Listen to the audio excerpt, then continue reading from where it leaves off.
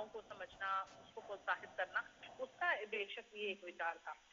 अगर हम देखें तो यहाँ और खासकर जिस तरीके से आप कह रही थी कि ये इस पूरे इलाके का जिस तरीके से विकास हुआ है, एकता नगर की अगर हम बात करें तो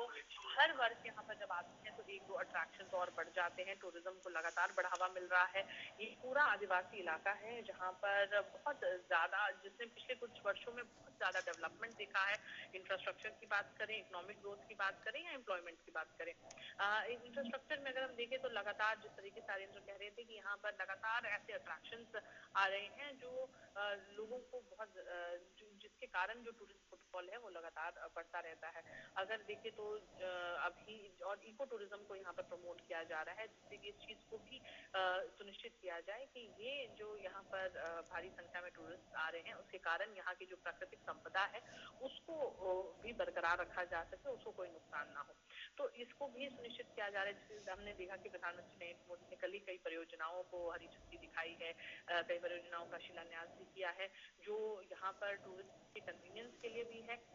और उनकी सहूलियत के लिए भी, और उसके साथ ही इको टूरिज्म को प्रमोट करने का भी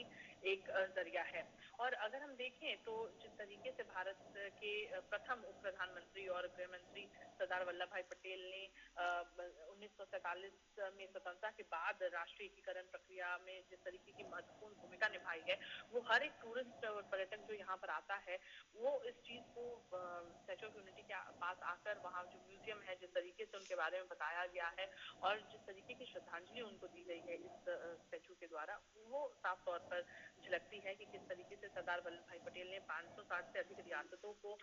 एकीकृत किया था और इस कार्य को